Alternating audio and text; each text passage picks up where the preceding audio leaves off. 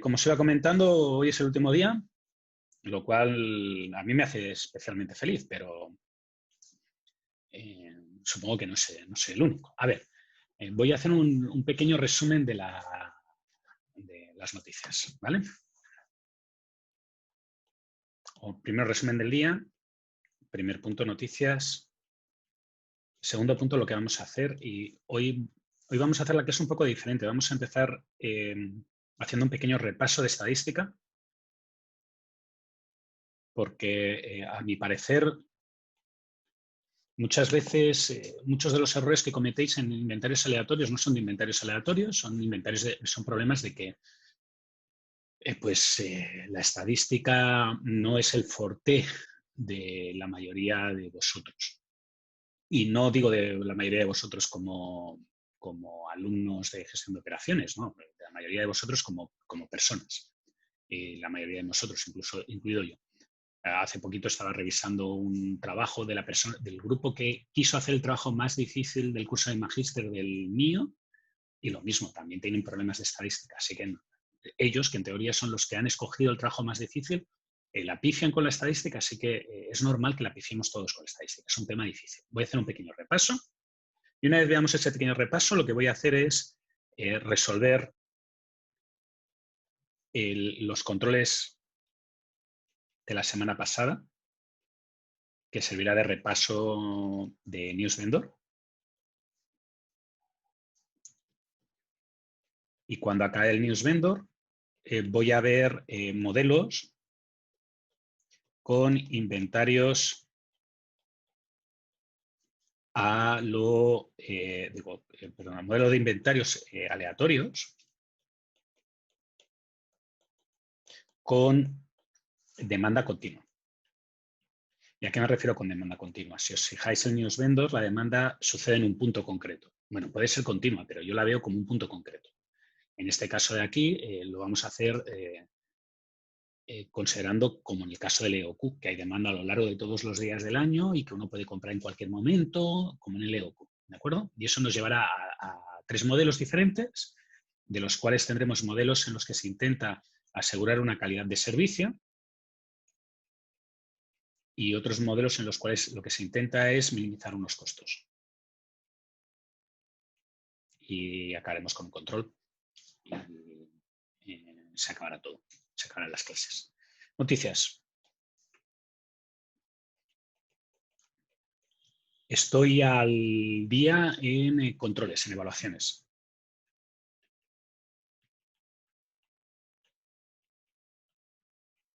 Tenéis las notas de todo.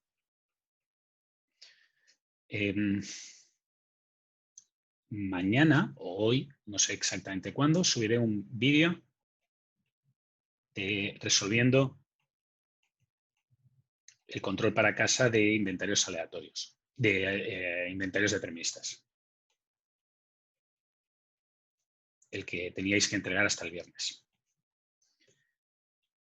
Aparte de este vídeo, recordad que el viernes que viene es la fecha límite para el control de inventarios aleatorios. ¿De acuerdo? Yo intentaré resolverlo, subir las notas a lo largo del fin de semana. A lo más, el lunes que viene estarán todas las notas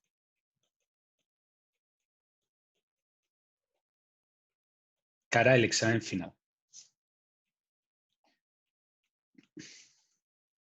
Y si queréis revisar algo o recorregir algo o mirar algo de los controles, ya sea de clase o de casa, no lo dejéis para el 28 de diciembre. Dejadlo, hacedlo durante la primera semana de la semana que viene. ¿De acuerdo? Por tanto, aproximadamente el viernes de la semana que viene, las notas que queden de los controles serán las notas que hay en el examen final y las notas que aparecerán en la evaluación final. Yo subiré todas las notas de controles prueba 1 y prueba 2 a Omega y ya no las modificaré. Se quedarán ahí fijas. ¿Vale? Creo que el viernes que viene también es el límite para la recorrección de la prueba 2. Y con eso acabamos las noticias. Solamente sugerencia, yo voy a seguir estando por aquí hasta el 21 de diciembre, no me pienso fugar todavía, así que si queréis alguna cosa o necesitáis alguna consulta de cara a la prueba 3, hacedmelo saber. Si necesitáis que un día de la última semana, de la semana entre el 14 y el 21, haga un día de clase de repaso, avisadme y no tengo ningún problema en hacer una clase de repaso de todo lo que sea de inventarios. ¿Vale? Y con eso acabamos todo lo que es noticias. ¿Alguna pregunta, duda del pasado antes de que vayamos al futuro? ¿No? Muy bien, pues inventarios. Resulta que generalmente en inventarios aleatorios el problema por el que se estudia antes siempre deterministas es que los inventarios aleatorios necesitan probabilidades. Y eso significa que necesitas un conocimiento de estadística. Y el conocimiento de estadística se olvida con el tiempo, si se tuvo en algún momento, así que yo voy a hacer un repaso de toda la estadística que necesitáis saber para poder hacer el curso, para poder hacer los ejercicios de inventarios aleatorios. No quiere decir que sea toda la estadística del mundo y no quiere decir que si no habéis hecho nunca estadística o tengáis lagunas importantes en estadística, con lo que yo voy a explicar sirve, porque yo voy a explicar 15 minutos de estadística. Generalmente en este curso se trabaja con dos tipos de distribución. Una que se llama empírica, que es una tabla en la cual se dice el resultado y la probabilidad de que suceda ese resultado y así sucesivamente. Y la otra, que es una normal. Y la normal, pues es una distribución que tiene una ley, una función y un montón de cosas raras. ¿De acuerdo? Vamos a hacer un pequeño repaso de la normal, que entiendo que no solamente se llama normal porque sea muy normal, sino que se llama normal porque es la que más normal sea que entendáis o que hayáis visto en algún momento. ¿Sí? Mucha gente acusa a los profesores de las universidades de hacer leyes normales con las notas. Si las cosas van mal, pues se utiliza una campana de Gauss que se traslada y se mueve y la campana de Gauss es una distribución normal. ¿Sí? Aquí tenéis cuatro representaciones de 4 de las infinitas distribuciones normales que existen. La distribución normal en realidad es una función que da la probabilidad punto por punto para todos los valores en el dominio, que es aquí. ¿Vale? Y la suerte que tenéis es que esto no lo tenéis que saber ni lo tenéis que utilizar. Es algo que está allá, no tiene una utilidad práctica muy grande. Lo que traza es las líneas que estáis viendo aquí. Lo importante de estas líneas que estáis viendo aquí es que dependen de 2 parámetros. Un primer parámetro, que es la media, que básicamente lo que indica es el valor del PIC, porque esta distribución es simétrica y tiene un montón de propiedades. El valor promedio que uno espera obtener. Entonces, fijaros que hay 3 distribuciones en en esta lámina que están centradas en el 0, y ese es el valor promedio, el valor que yo esperaría obtener. ¿Qué es el valor que voy a obtener? No, el valor que voy a obtener puede ser cualquiera. La probabilidad de que el valor que obtenga sea exactamente 0 es baja en realidad.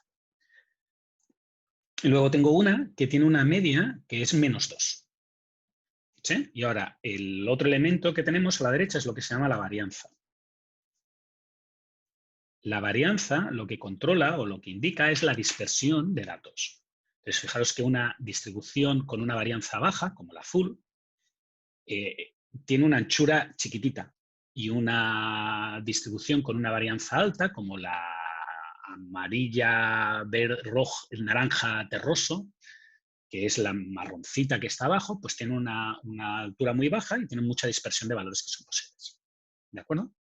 Por tanto, fijaros que estos 2 parámetros lo que nos permitirían indicar es, por un lado, la variabilidad de los datos, cómo de variables son los datos, y por otro lado, el valor promedio, el valor más probable o los valores a lo cercanos al valor que yo puedo encontrar. ¿Sí?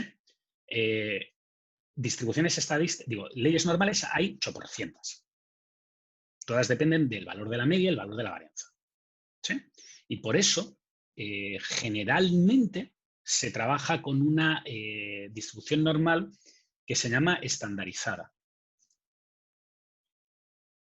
La distribución normal estandarizada tiene media 0 y varianza 1. Por tanto, que si os fijáis es la roja.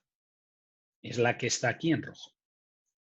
Y esta es la que hay tablas para ella, se hacen cálculos normalmente todos con ella, porque hay una propiedad de la normal, que es que tú puedes trasladar la media y modificar la varianza utilizando una fórmula, que veremos luego.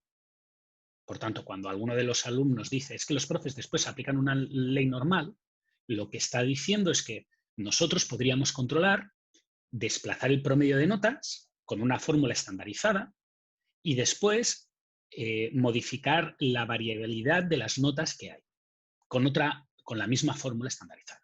¿Sí? Muy bien. Uno de los problemas gordos que aparecen es que bueno, no es gordo, pero es importante porque lo vais a ver luego, es que generalmente cuando uno trabaja en estadística en el curso, cuando lo hicierais, en la distribución normal que te dan es la que te dan. Pero cuando uno trabaja en inventarios se encuentra que, por ejemplo, le dan cosas como esta. Le dicen que la demanda es por semanas y después el cálculo se hace o requiere calcular la demanda de un mes.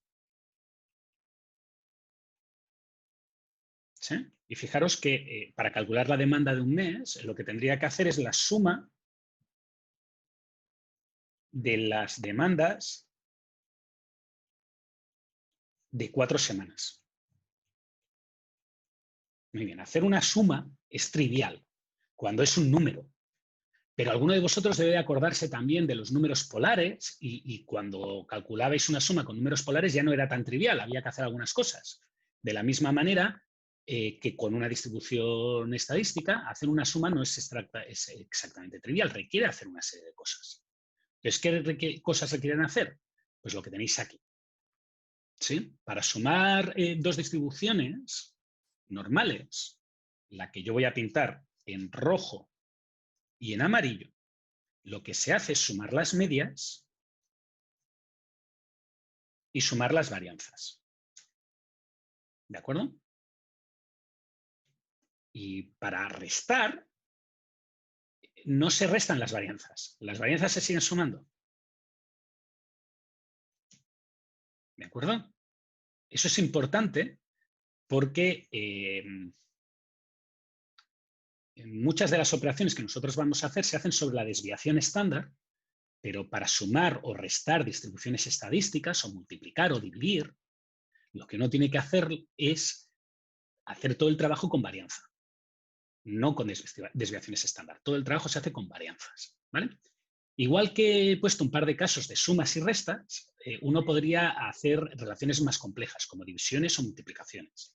Y hay fórmulas para hacer esto. Lo que pasa es que el profe tiene la cabecita que tiene y como tiene muchas lagunas de memoria, intenta evitar a toda costa poner fórmulas cuando lo puede deducir. Entonces, fijaros que yo no os voy a dar una fórmula para hacer la división de una normal a una cuarta parte, pero sí que lo puedo hacer de una forma fácil a través de un ejemplo de la comprensión que tiene y así no me necesito saber la fórmula. ¿Cuándo vas a necesitar saber la distribución de una cuarta parte, de una normal dividida entre 4? Pues muy fácil, yo te doy la demanda de un mes y te digo que sigue una normal de media 100 y varianza 100. ¿De acuerdo? Y ahora yo lo que te pido es la demanda de una semana. O en algún momento necesitas calcular la demanda de una semana. ¿Sí? Y ahora voy a suponer que un mes tiene 4 semanas. Si no, pues lo tendría que transformar a días y hacer una operación un poquito más difícil. Y ahora fijaros que en el fondo lo que tengo que buscar yo es esto.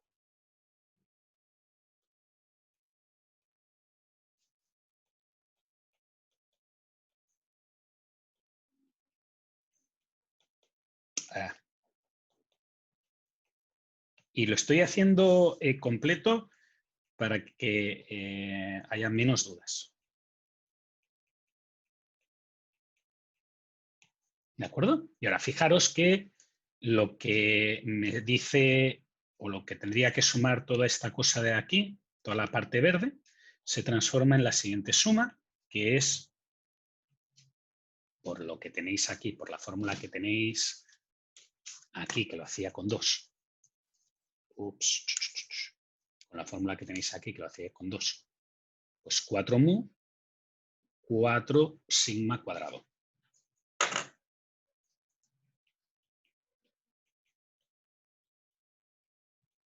Y esto es igual, ¿sí?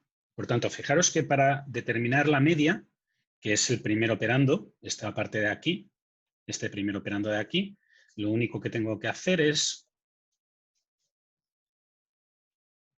mo' es igual a 25.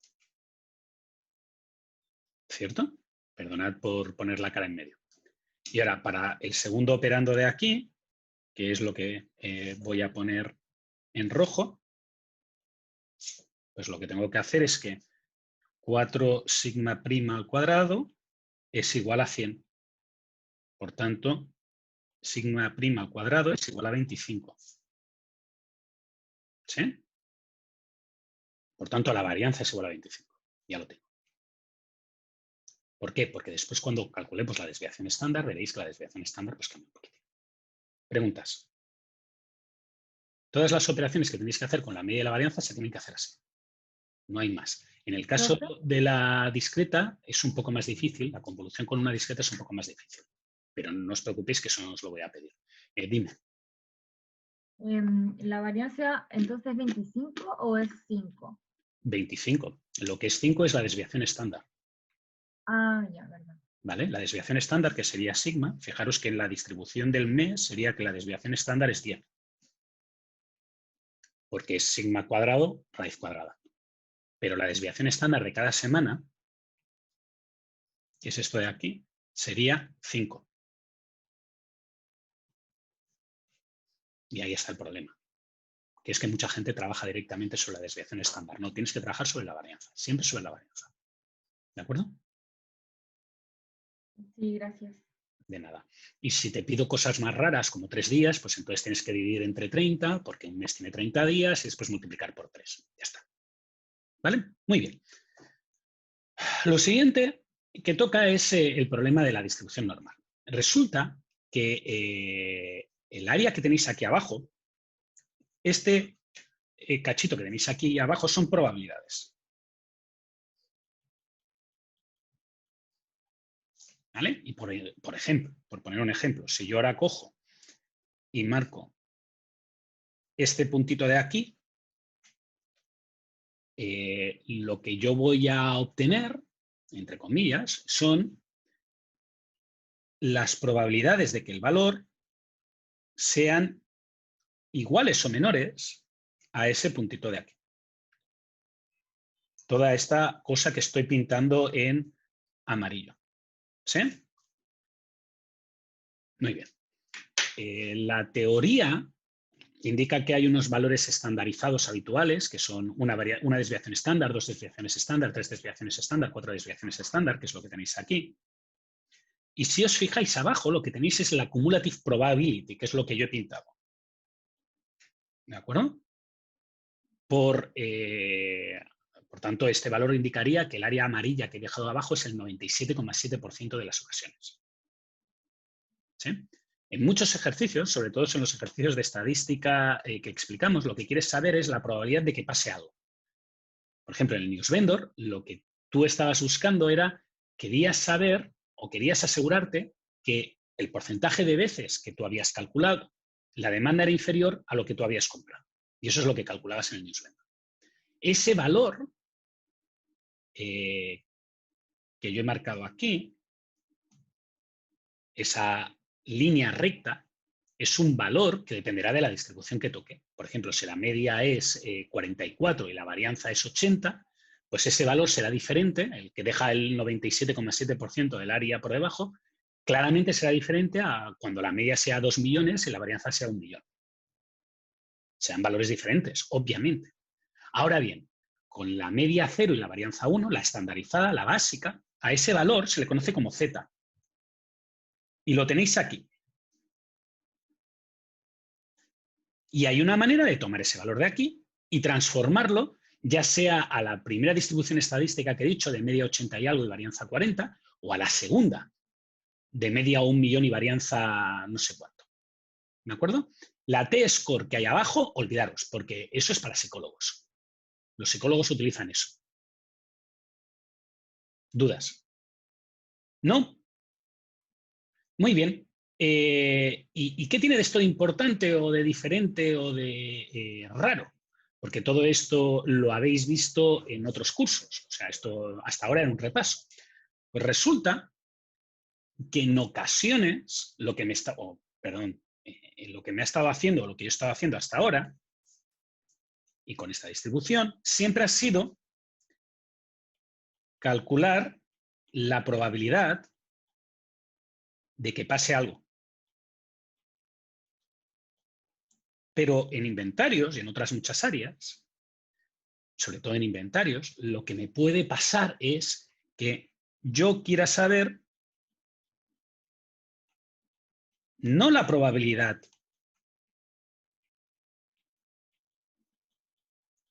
de quedarme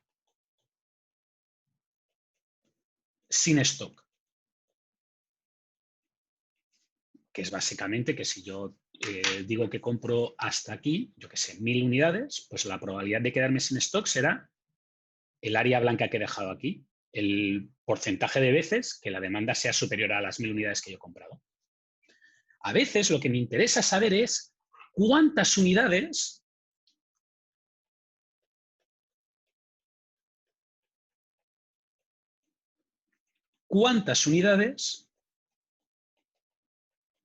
en promedio no soy capaz de entregar a mis clientes.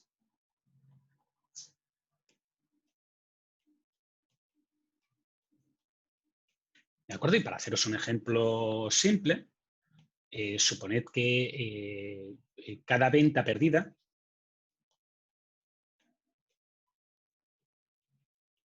implica que no gano 50.000 pesos.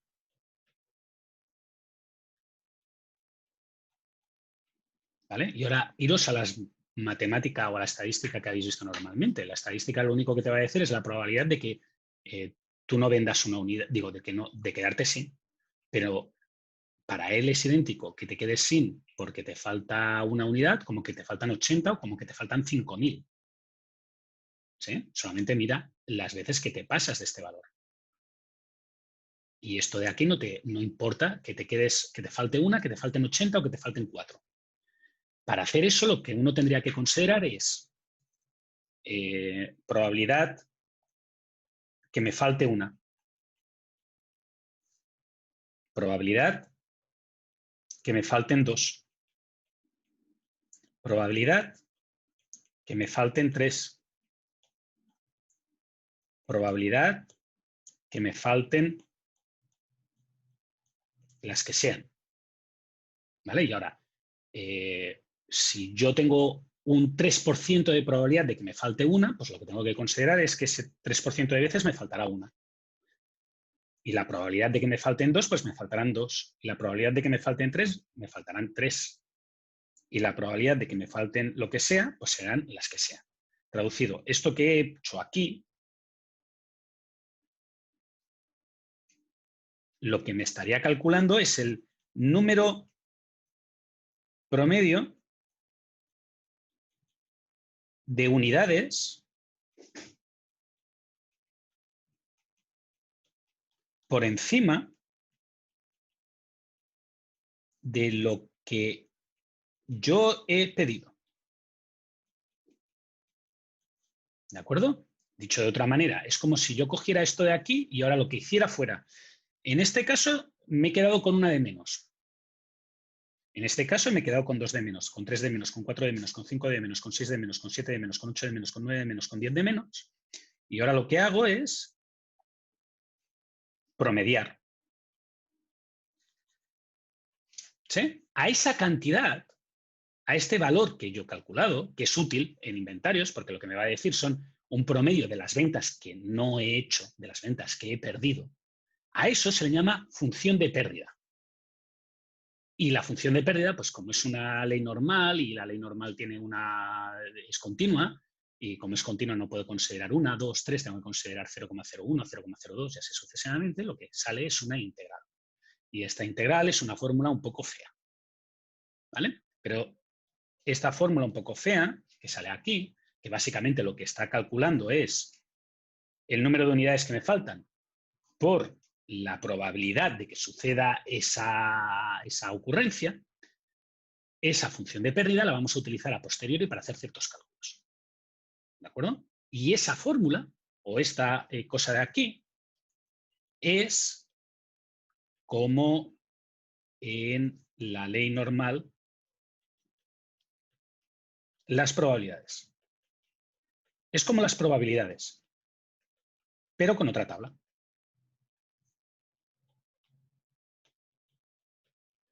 Y otras fórmulas. ¿Sí? ¿Cuándo se sabe si uno trabaja con probabilidades o cuando trabaja con unidades? Muy fácil. Tienes que mirar qué te dice. Si te dice cuál es el número medio de unidades que fallan, pues te piden unidades. Y si te dice cuál es la probabilidad de fallar, pues son probabilidades. ¿De acuerdo? Muy bien. Eso es toda la estadística que hay que saber. Toda.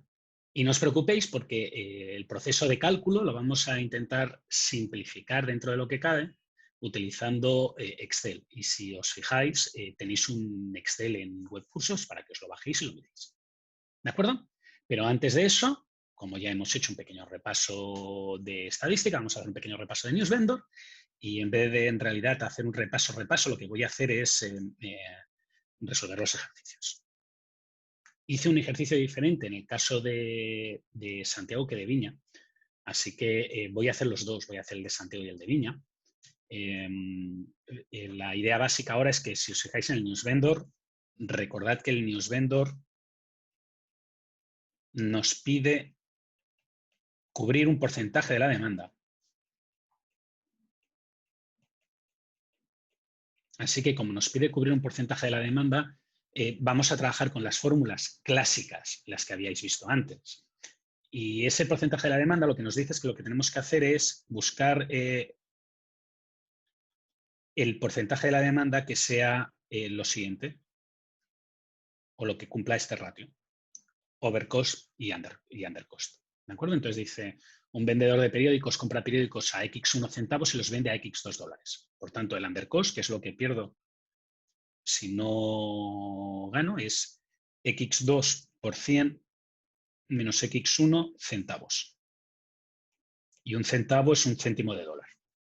Y ahora los periódicos que nos vende se los recompra a la editorial y le paga X3. Por tanto, el coste de overstock es que él los ha comprado a X1 y los tiene que saldar a X3. Por tanto, ese es el dinero que pierde. Y yo, como no tengo ganas de complicarme en exceso, voy a utilizar 000. ¿Sí? Así que, si os fijáis, será 115 menos 30, pues 85 centavos. Y ahora el overstock son 30 menos 10, pues 20 centavos. Por tanto, si calculamos, lo único que vamos a tener que hacer aquí es 85 dividido entre 105. Y esto me da un valor, que lo voy a calcular en Excel, si os parece. ¿De acuerdo?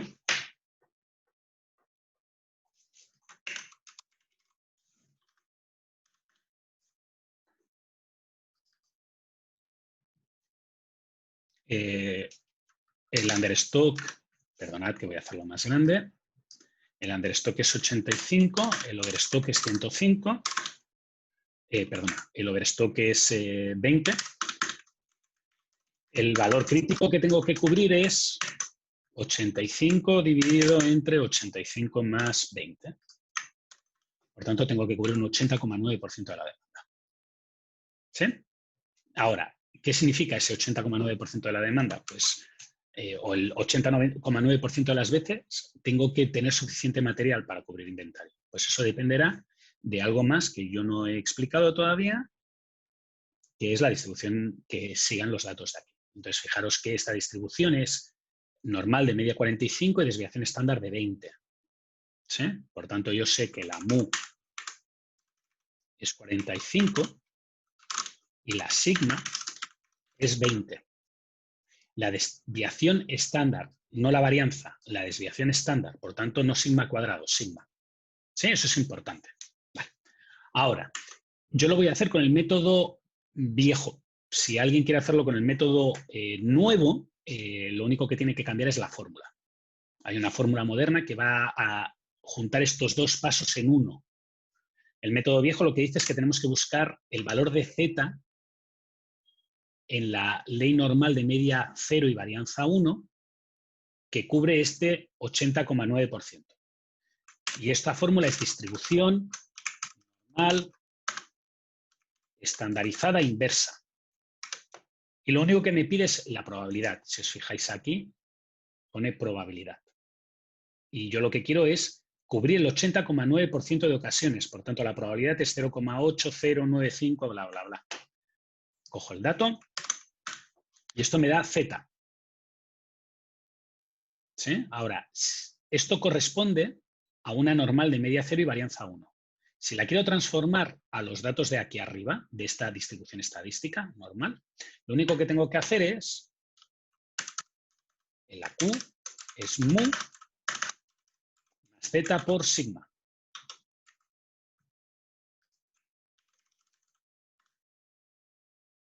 ¿De acuerdo? Y por eso yo generalmente trabajo con esto, porque esto funciona siempre y es relativamente fácil. Mu más z por sigma. Y este es el valor que hay que contestar, 62,52. ¿De acuerdo? ¿Sí? Fijaros que no hay que hacer ningún cálculo súper raro, simplemente hay que plantearse los pasos y encontrar el valor crítico en la normal. La recta que va a marcar la zona en amarillo que yo he hecho, quiero que cubra el 80%, lo busco en la normal de media 0 y varianza 1, con una fórmula que es distribución normal estandarizada inversa, creo que es esta, y después hago la transformación. ¿Sí? En el caso en que la distribución que nos dieran fuera la empírica, que es otro de los problemas típicos que se plantea en las clases, fijaros que lo que nos van a dar es una distribución como esta. ¿De acuerdo? 0,1, 0,1, 0,2, 0,2, 0,1, 0,3. Entonces, de esta distribución de probabilidad, lo que uno tiene que hacer es la acumulada. ¿Sí? Por tanto, aquí sería 0,1, 0,2, 0,4, 0,6, 0,7, 1. ¿De acuerdo? Tengo que acumular las probabilidades. Esto es equivalente a determinar el área que queda por debajo de cada punto y a su izquierda en la normal, en la distribución normal. Es exactamente el mismo cálculo. Lo único que aquí parece más fácil, porque lo único que tengo que hacer es sumar y al final tiene que dar 1. Si no da 1 es que os habéis equivocado en algo. Y ahora, la f de q se calcula igual. Y en este caso la f de q que yo voy a escoger es la que habíamos visto en el otro cálculo, por ejemplo 0,809. Entonces tengo que buscar el primer valor igual o superior. ¿Sí? Y entonces el primer valor igual o superior es este. Por tanto, el tamaño de lote que yo recomiendo, la cantidad que yo recomiendo comprar es 35. ¿De acuerdo? ¿Preguntas? ¿No? ¿Ha quedado claro? El cálculo de F mayúscula es equivalente a este cálculo que habíamos hecho aquí. Es exactamente igual a determinar esta área por debajo. ¿Sí? Todavía no hemos hecho, repito, todavía no hemos hecho nada, todavía, asociado a esta parte de la función de pérdida. La función de pérdida la veremos luego. Y es importante que lo veáis. La función de pérdida es luego. Aún estamos trabajando con probabilidades. Y estas probabilidades, en el caso de la distribución normal, pues tengo que ir a una tabla y mirar en una tabla, etc., etc., etc. O en el Excel meter una fórmula para que lo calcule. Y en el caso de una empírica, pues yo manualmente tengo que construirme el equivalente. Este equivalente de aquí es el equivalente, como he comentado, a esta área amarilla hasta este valor. ¿Dudas? No, pues ya hemos sacado el Newsvendor, no tiene más. Aquí tenéis la fórmula por si acaso. Yo he utilizado este juego de dos fórmulas. Primer paso. Y luego he utilizado esta. Segundo paso. ¿De acuerdo? Y lo único que tenéis que preguntaros es ¿qué es esta P? Y esta P es el coste de understock dividido entre el coste de overstock más el coste de understock. Y si no hay más preguntas, pues en el caso de la empírica, pues la tabla, hacer la tabla del acumulado. Y sobre todo, lo voy a repetir porque cada semestre me pasa lo mismo, siempre hay alguien que lo hace mal. Primer valor, debo de estar con dislexia aguda. Primer valor igual o superior. ¿De acuerdo? ¿Dudas? ¿No? Vale. Puede ser que el día de hoy parezca que sea un flashback, recuerdo, repetición de teoría y de cosas que he explicado otras semanas, y es verdad. Según nos vamos acercando al final del curso, hay más background detrás y eso hace que a veces nos olvidemos de alguna cosa que ya habíamos visto y alguna de estas cosas que ya habíamos visto puede causar ciertos problemas. Por ejemplo, una de las cosas que alguien le podría presentar una problemática seria ahora es la falta de de acordarse de qué hacíamos en inventarios deterministas. Y como no se acuerda de lo que hacíamos en inventarios deterministas, pues resulta que los cálculos no le salen. No le salen porque no sabe lo que está calculando. Entonces, vamos a hacer un pequeño repaso en inventarios deterministas. ¿Qué pasa en inventarios deterministas? Bueno, pues en inventarios deterministas yo pido una cantidad, esta Q, y ahora, a lo largo de todo el tiempo, tengo consumo.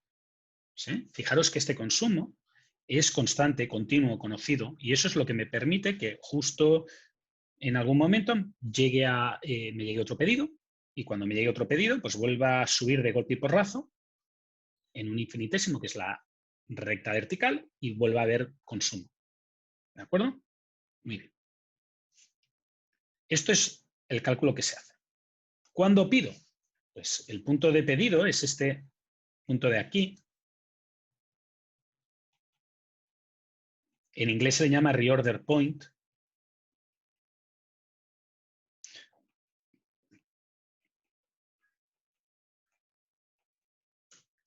Y si os fijáis, cuando tú pides, como todo es conocido, toda la demanda es conocida y es perfecta, siempre es continua, si tú sabes que pides en un punto concreto y va a tardar un plazo de entrega conocido y concreto,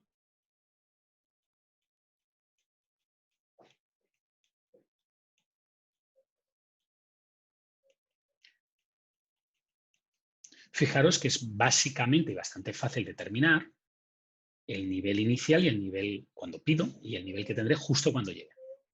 ¿De acuerdo? Si este nivel que tengo justo cuando llegue es superior a 0, esta diferencia de aquí, esto de aquí es una cantidad de inventario inútil. ¿Por qué? Pues porque ¿hace algo ese inventario? No. No hace nada. ¿Se utiliza alguna vez? No. no se utiliza porque siempre tengo esa cantidad de inventario ahí por si acaso. Por tanto, es inventario inútil.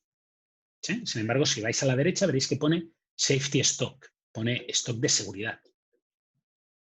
Resulta que si todo es conocido, todo es determinista y no hay ningún tipo de aleatoriedad, ni de sorpresa, ni de nada extraño que aparezca en el mundo, pues uno no necesita tener stock de seguridad.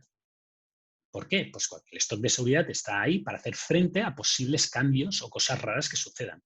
Por tanto, si no va a suceder nada raro, lo ideal es que este nivel de 0 de aquí se traslade aquí. Y por tanto, que el stock de seguridad sea igual a 0. ¿Sí? Muy bien. Eso es así en el caso determinista. Pero en el caso aleatorio lo que puede suceder es que el dibujo no es tan perfecto. El dibujo es más parecido a esto de aquí. ¿Qué es este dibujo de aquí? Mira, pues este dibujo de aquí lo que dice es que este es el punto de pedido.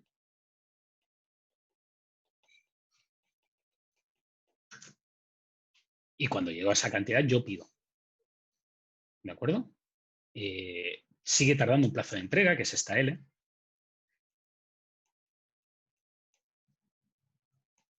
Y en este dibujo tenéis tres casos concretos.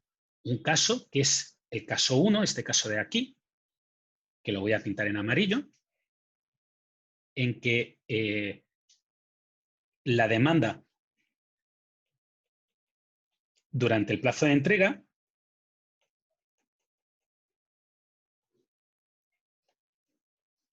ha sido la esperada.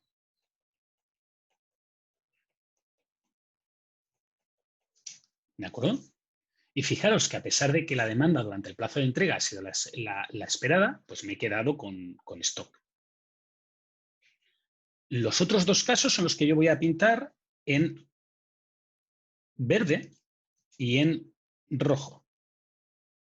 En el caso en verde, lo que ha sucedido es que la demanda ha sido inferior. Y en este caso de aquí, lo que ha pasado es que la demanda ha sido superior.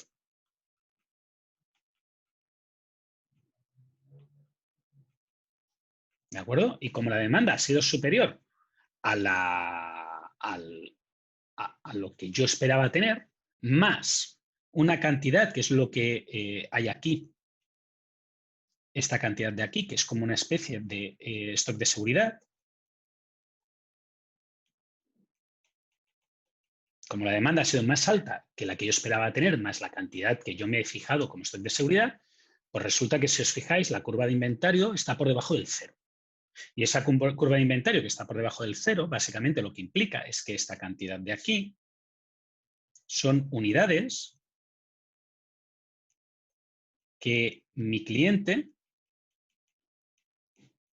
tiene que esperar para recibir.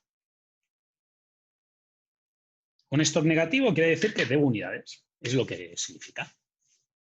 ¿De acuerdo? Fijaros que en este caso la probabilidad o el número de veces o el número de unidades que me voy a quedar sin no solamente depende del tamaño del lote, no es la única variable del problema. Porque yo lo que podría hacer es, si este stock de seguridad de aquí, en amarillo que he puesto, no me gusta porque creo que es muy pequeño, lo que puedo hacer es simplemente poner más stock de seguridad y poner el 0 aquí. Y ya está. Funciona. Ahora no voy a tener ruptura de stock. No voy a tener ruptura de stock porque si os fijáis los tres dibujos estarán por encima de la línea del 0. Al poner más stock de seguridad los he transportado por encima de la línea del 0. ¿De acuerdo? Es como si tú tienes un presupuesto para imprevistos de 50.000 pesos y generalmente esos imprevistos sistemáticamente se llevan esos 50.000 pesos. Bueno, pues aumenta el presupuesto para imprevistos. habrá más veces que te cubrirán todos los imprevistos que tengas. Ahora bien, tendrá un trade-off. O sea, no será, yo pongo el stock de seguridad que me dé la gana y ya está. Si tú quieres tener un stock de seguridad para nunca quedarte sin una cosa en casa, ten infinitas unidades de esa cosa en casa y nunca te quedarás sin. El problema es que si tú tienes demasiado stock de seguridad, lo que vas a tener es demasiado inventario. Y como vas a tener demasiado inventario, sí que es verdad que siempre podrás atender a tus clientes, pero vas a tener demasiado producto. Así que fijaros que ahora tenemos dos variables. ¿Cuánto compramos?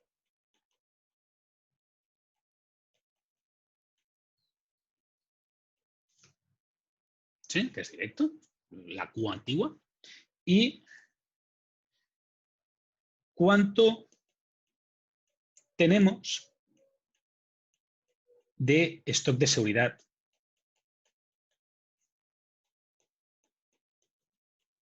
para cubrirnos contra la incertidumbre.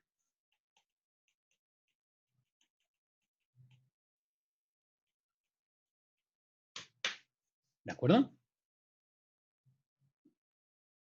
Antes teníamos solamente una variable, que era la Q, el tamaño del lote. ¿Cuánto comprábamos? La Q. Ahora vamos a tener que optimizar a la vez la Q, el tamaño del lote, y el stock de seguridad. ¿De acuerdo? Y generalmente no lo vamos a optimizar como stock de seguridad, lo vamos a optimizar de forma oculta como otra cosa, pero lo voy a explicar luego. El stock de seguridad se le refiere como S, no nada nazi, simplemente stock de seguridad. En España, normalmente al sistema sanitario público se le llama seguridad social, SS. Así que para mí el stock de seguridad no son las SS de Alemania, son las SS de España. Y después veremos otra cosa, que es la que controlaremos normalmente nosotros, que se llama S, que es el punto de pedido. Pero eso lo vamos a dejar para dentro de un segundo. ¿Sí? Ahora, como todos los problemas, cuando tienes un problema con una variable, siempre es más fácil de resolver que un problema con 2, 3, 4, 5, 6, 7 variables. Así que vais a ver que es un poco compleja la matemática que hay detrás, además mezclada con la estadística, de optimizar el stock de seguridad y la Q a la vez. ¿Sí? Por eso, en general, se plantean diferentes problemas. Los dos primeros, que son los que yo voy a pintar como amarillo y verde, son problemas en los que no se optimiza, repito, no se optimiza conjuntamente el problema. Lo que se hace es optimizar una parte considerando que el problema es determinista y la otra se fija un estándar de calidad. En uno por el número de aprovisionamientos y en el otro por el número de unidades. ¿Sí? Estos son los dos problemas más fáciles, que son los que se llaman calidad tipo 1 y calidad tipo 2.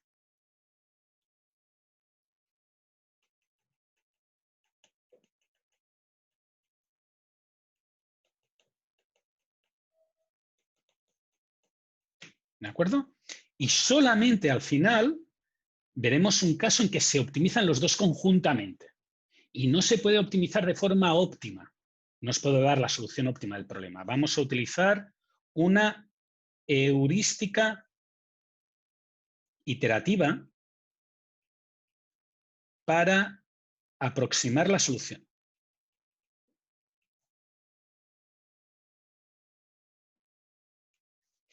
¿De acuerdo? ¿Dudas? ¿No? Muy bien. Lo digo porque muchas veces me confundo. Digo, yo resuelvo problemas por separado y cuando resuelvo problemas por separado parece que, como lo hago uno detrás de otro, la gente cree que es el mismo problema y se pierde. Que quede claro, son tres problemas diferentes. Hay que detectar cuál de los tres problemas nos piden. Los tres están trabajando bajo la misma hipótesis, que es esta. Ahora bien, la forma de intentar enfocar la solución que se ofrece es diferente. En dos casos, lo que se intenta es asegurar unos indicadores de performance, unos KPIs. Mientras que en el tercero se intenta optimizar otra cosa, que es otro KPI. ¿Sí? Son 3 KPIs diferentes los que vamos a ver. Y para intentar evitar tanta teoría sin explicar ningún ejemplo, en webcursos tenéis el ejemplo. Por tanto, yo os lo voy a volver a poner aquí, pero en webcursos tenéis exactamente el mismo enunciado que yo os estoy poniendo, que os estoy compartiendo pantalla, que es un ejemplo del semestre pasado, lo tenéis aquí, ¿no? El semestre pasado, no todos los ejercicios son nuevos. Yo voy a hacer el enunciado 1, ¿de acuerdo? Solo el enunciado 1. Y dice que la demanda de lápices pasta de una universidad sigue una distribución normal con una media de 100 unidades al mes y una desviación estándar de 70 unidades. Bueno, la universidad compra los lápices a un sitio, el contador estima que hacer un pedido le cuesta tanto, hay una tasa anual, todo esto son datos que ya conocemos. Uno es la demanda, pero como una distribución estadística, el otro es la A, tenemos el plazo de entrega, que son 2 meses, tenemos la K, que son los 75.000, tenemos la I, que son el 30%, tenemos una cosa nueva que no conocíamos, que es el costo de faltantes, que es de 1.000 pesos al mes. Digo por lápiz, que quiere decir que cada vez que no puedo ser un lápiz se incurre en un sobrecoste de 1.000 pesos, que aquí explica de qué viene. Y ahora, si os fijáis, dice, determine el valor del punto de pedido si se desea que únicamente en un 1% de los ciclos de abastecimiento haya faltantes. Determine el valor del punto de pedido si se desea una calidad de servicio tipo 2 del 99,9%, que es lo que acabo de comentar, que estará medida en el número de lápices que nos entrega, no en el porcentaje de veces que no soy capaz de entregar. Y finalmente, determine conjuntamente el tamaño del lote y el punto de pedido para minimizar los costes. Así que, como he comentado, este de aquí será un problema tipo 1, este de aquí será un problema tipo 2 y este de aquí será un problema conjunto de optimización. ¿Dudas? ¿No? Por tanto, si nos volvemos a la presentación, pues voy a empezar y voy a asegurarme que he puesto los colores bien, ¿sí? Voy a empezar por el problema tipo 1. ¿De acuerdo? Que en este caso lo que nos han dicho es que únicamente en un 1% de los ciclos, 1% de los ciclos de abastecimiento haya faltantes. Así que lo que nos está diciendo, desde un punto de vista estadístico, es que solamente en un 1% haya faltantes, esta área de aquí tiene que sumar el 99%, ¿sí? Y esta área de aquí tiene que sumar el 1%. ¿Preguntas? ¿No? Bueno, antes de empezar a hacer el cálculo, fijaros que esta área de aquí tiene que ser, como dice este cachito, la demanda durante el plazo de entrega. Y esa demanda durante el plazo de entrega, el enunciado no me la da directamente. No me la da directamente porque lo que me da es la demanda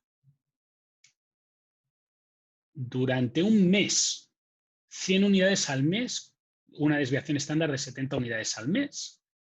Sin embargo, el plazo de entrega es de 2 meses. El proveedor tarda 2 meses en entregarlo.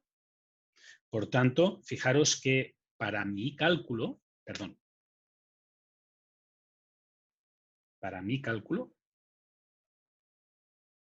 esta demanda durante el plazo de entrega la voy a tener que construir. ¿Cómo? Pues va a ser la suma de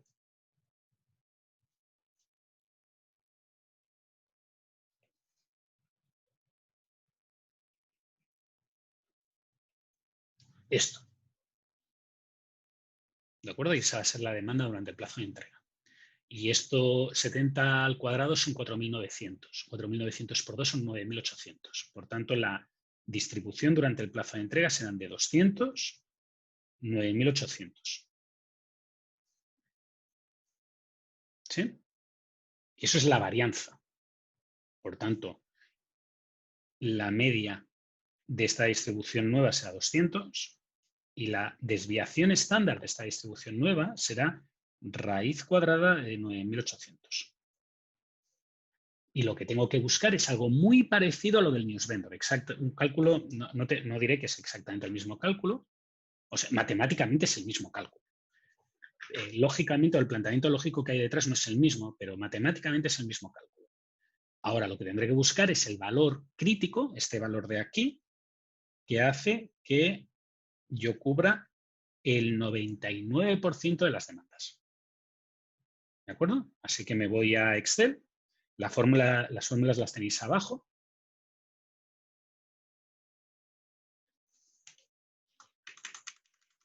Yo quiero cubrir un 99% de las demandas, por tanto, lo que tengo que escoger es una Z que sea distribución normal, estándar, inversa de un 99%, porque es lo que me pide el enunciado. Y ahora lo que tengo que hacer para determinar el punto de pedido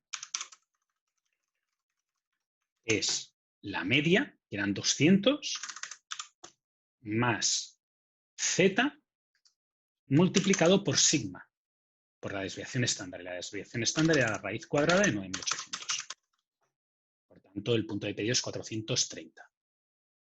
Ese 430 asegura que el 99% de veces el pedido llegue antes de que me haya quedado sin stock. Dicho de otra manera, el 99% de veces me asegura que el valor que sucede de demanda durante esos 2 meses está dentro de esto, dentro de este porcentaje de aquí. ¿Preguntas? Yo, profe, Dime, Antonia. es que el ayudante dijo que a veces para sacar el Z se usa nor estándar, pero no inversa, ¿o es lo mismo? No, si tú pones la distribución normal estándar, tú le das el valor de Z y él te da la probabilidad. Es en la otra dirección.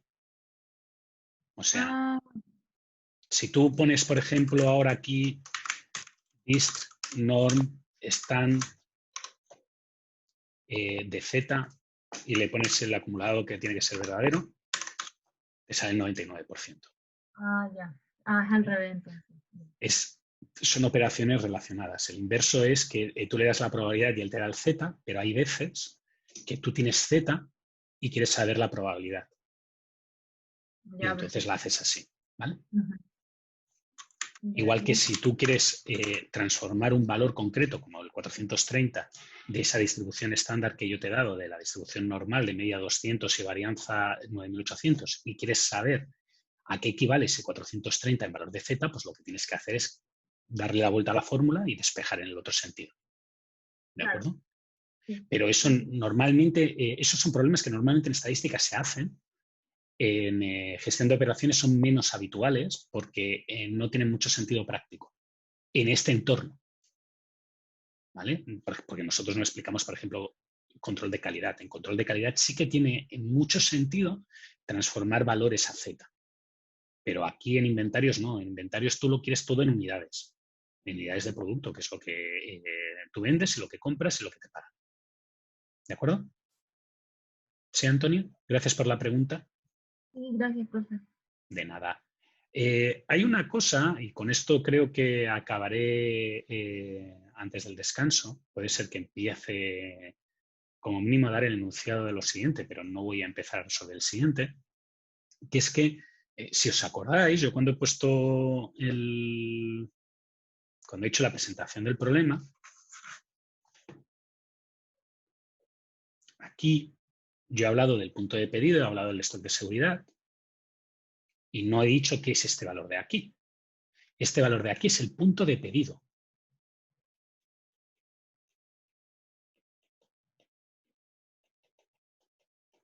¿De acuerdo? Y ahora, para que veáis un poco el dibujito y entendáis un poco el planteamiento, el punto de pedido lo que está fijando es tiene dos contribuciones. Tiene una contribución que es el valor que yo espero vender y otra contribución que es lo que yo tengo por si acaso. ¿Sí? Si os acordáis, lo habíamos puesto aquí. El valor que yo espero vender más un poquito que yo tengo de inventario de seguridad, que en el caso de determinista, el stock de seguridad era 0. Vale. ¿Cómo se traduce esto en un problema con aleatoriedad? Bueno, pues se traduce de la siguiente manera. Lo que yo espero vender es la media durante el plazo de entrega.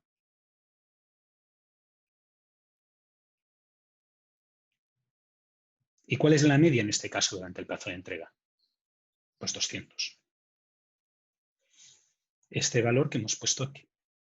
Ahora, todo lo que yo tenga por encima de 200 es una cantidad que yo tengo por si pasa algo.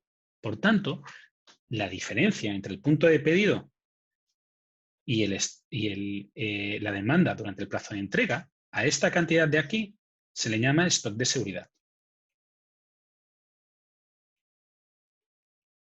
Y esto es importante porque en muchas ocasiones lo que se pregunta es el stock de seguridad. No se pregunta el punto de pedido, se pregunta el stock de seguridad. Y hay cálculos en los cuales uno tiene que calcular o el punto de pedido o el stock de seguridad o la demanda durante el plazo de entrega. Por tanto, es importante que a pesar de que sean operaciones mínimas, uno distinga entre el stock de seguridad y el plazo de entrega. Y el punto de pedido.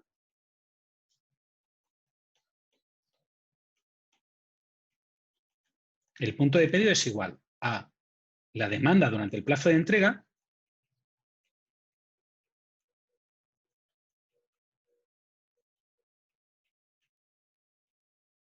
¿vale? Que en este caso era 200, más el stock de seguridad.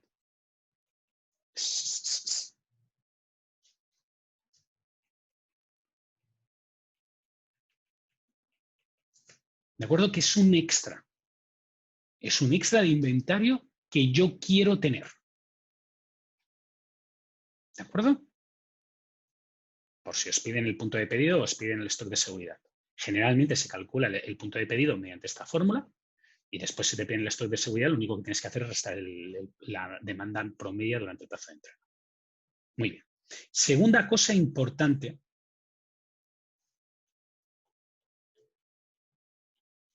Porque hay enunciados en que se pide, que es ¿cómo calculo Q?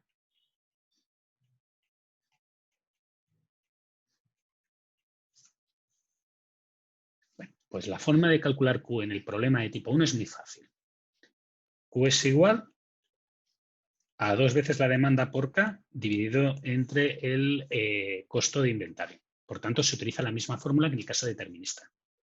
Y aquí, y eso es una cosa que a veces trae problemas en algunos alumnos, aquí se está utilizando el valor de demanda en el caso determinista. ¿De acuerdo? ¿Y cuál es el valor de demanda en el caso determinista? Pues la media anual.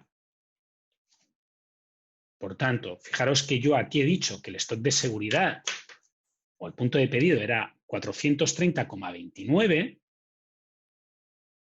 y he utilizado para todos estos cálculos una demanda que era una demanda de 2 meses, que es la demanda del plazo de entrega, pero ahora para calcular el tamaño del lote, lo que voy a hacer es raíz cuadrada de 2 por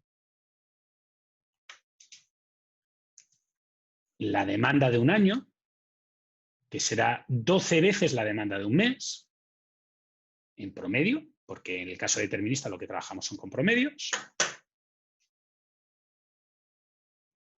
por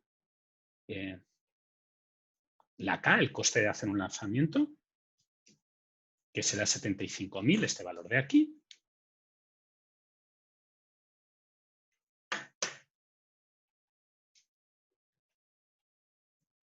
dividido entre H, que era un 30% del costo de compra. que si no recuerdo mal, en este caso eran 500. Y este es el tamaño del lote que me salga.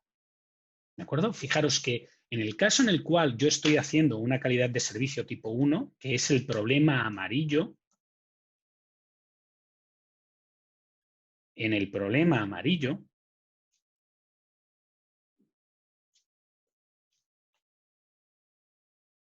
el tamaño del lote se calcula independientemente del punto de pedido y el punto de pedido se hace teniendo en cuenta que uno quiere asegurarse un porcentaje de la demanda cubierta.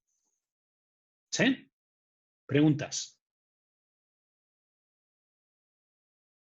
¿No hay preguntas?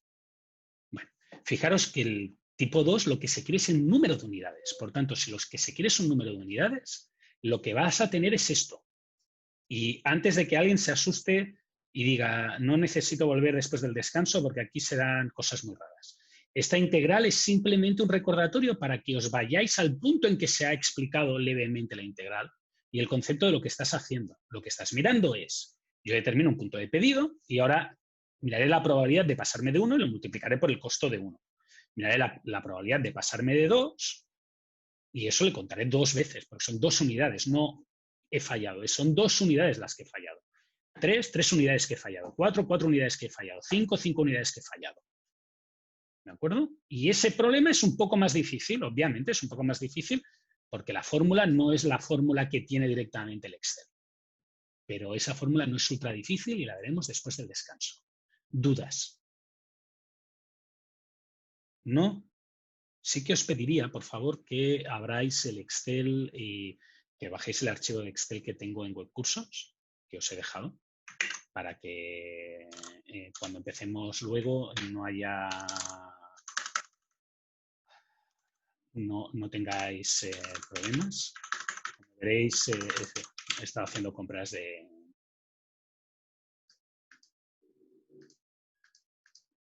Al final del todo, veréis que hay un archivo de Excel. Ese archivo de Excel, por favor, bajadlo, porque lo vamos a necesitar para...